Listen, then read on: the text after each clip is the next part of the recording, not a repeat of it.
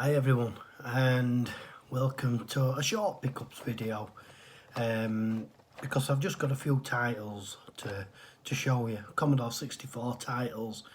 I'm basically doing this just to get up. I've got COVID for the second time in space of a year. All this week I've been laid up. It's really, it is hard with a vengeance for myself and my wife Lorraine. It is hard with a vengeance. It's like having flu, this strain. And yeah, it's knocked us out this week. But today, I've been in bed most of today. But I thought, God, Christ, I've got to get up. I've got my Poly Pop. This Lucozade Orange, it's Poly Pop. I used to have this when I was younger as well. It does, it recovers you. Poly Pop. I'm having to film on my phone because I haven't been able to go to my lockup. My charging, my power adapter for my camcorder is at my lockup, and it's out of charge. So yeah, I'm using my phone. First time ever I've done this, so I don't know how it's gonna pan out. But I thought I'm gonna have to get up. I'm still not right in myself. Still not right. More of an head cold now. Just feels more like an head cold rather than the flu symptoms. You know, the aching body and the feeling unwell. Yeah, I'm just going to do all these short pickups. Like I said, mainly just to get up and stretch my body a bit. Obviously we've had some post and I've had a few games delivered. I've only got 4 titles to show you. The Commodore 64. So this is going to be an all 8-bit pickups video. So if you're not interested, you might as well turn off now.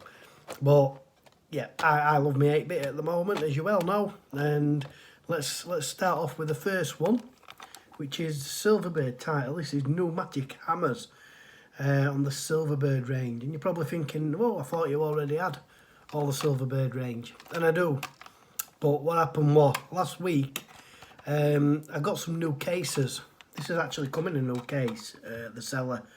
It's not my usual one, High Evolutionary, but this looks like a new case. It's lovely.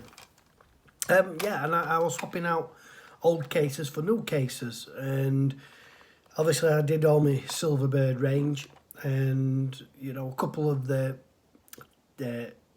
ratty or tatty cassette cases, I got rid of and replaced with the new ones, and most of them did fine, but for some reason Pneumatic Hammers, this section here, the barcode basically on my copy was cut out, and I don't know if I've noticed that when I got it and just thought, well, I'll get a replacement at some point, or just not even noticed. But I noticed it last week, and so yeah, when I was doing the case swaps, so I thought I'm going to get myself another copy of this with it being complete. Luckily, Pneumatic Hammers is not a rare title. It's not hard to get hold of. It cost me £5. You know, so yeah, that's a replacement one. Pneumatic Hammers. It's not a great game. It's a bit of puzzle solving. I've never actually played it, but I've seen Matt, Witchfinder 1976, play it, and he covered all the Silverbird games, and yeah, it don't look very good. Next, 2 titles that I got from, and I didn't realise until I got the package, and it came with a Sore Thumbs flyer. But yeah, Lee Cunningham, obviously the owner of Sore Thumbs. I never realised when I bought these 2 games that they were from him. So in his shop, he's only got like a corner of like 8-bit stuff, old vintage stuff, which, you know, there's not many Commodore 64 games in there. So that's what he does. Obviously, he sells them all on eBay. Probably, you know, because he'll probably sell more on eBay than in the shop. There's not many people really goes in those kind of shops for 8-bit stuff, really. So, you know, I've saved him as a seller because I reckon he'll come across a fair bit of 8-bit stuff, really. And the 2 titles I got from him, one is on the Zeppelin games, and this is Neighbours, based on the Australian soap that many people loved back in the day. I think they just done a final episode, didn't they, where all the old cast came back, Kylie and Jason and all them. But yeah, at first glance it kind of looks like a Paperboy-esque kind of game.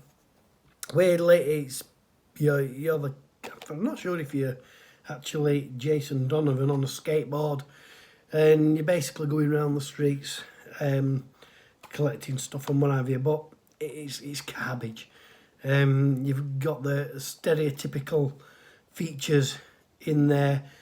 I mean, there's not much scenery as such. You know, it's streets. You've got kangaroos bouncing around the streets, ostriches, dogs chasing you, and other skateboarders. It's crap. I'm saying it's crap. It looks crap. I haven't played it, but yeah, it's not a very good game by the looks of it. By Zeppelin. Nah, not quite sure which big publisher Zeppelin is the budget label of. And the other one I got from Sore Thumbs is a Sparklers title. I've had this in my save search for a good while, and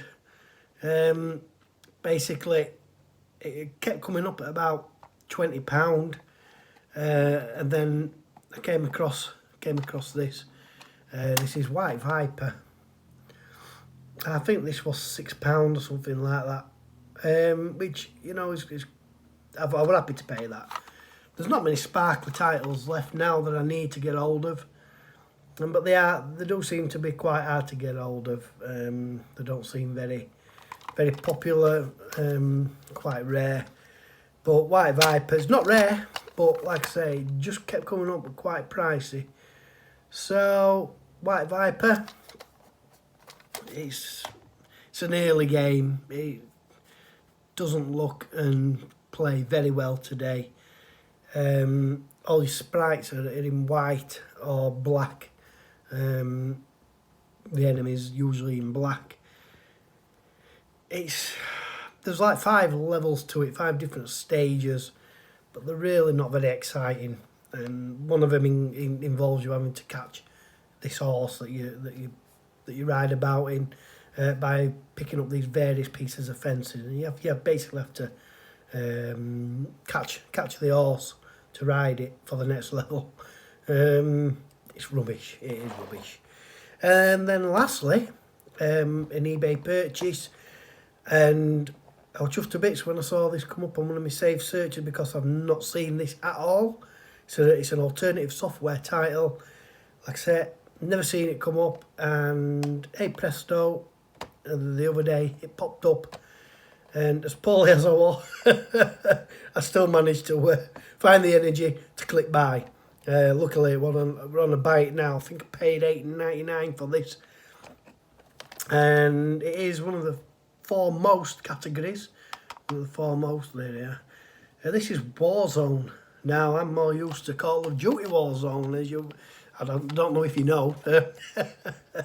But yeah, this is foremost Warzone. It's one of the compilation packs on the alternative software range. I think there's maybe 2 more foremost titles that I'm after. Again, just not coming up. Never seen them. So just a case of waiting. You have to be patient, unfortunately.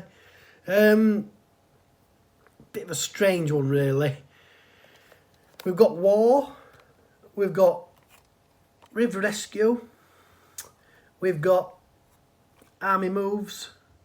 And we've got 19 Boot Camp. War is, I mean, you know, judging by the games, you would think they're all based around, you know, wartime.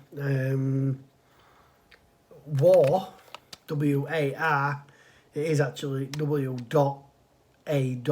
I'm not sure what its abbreviation is, but it's nothing like an army type of game, which you'd think. It's more like Uridium. It's more based like Uridium. don't think you can spin the ship round to go the other way. You just slow down. But it's, you know, it's a budget game. Well, I mean, it's come from a full price game. Now I know who did it. Andromeda. I think it might have been Andromeda Software.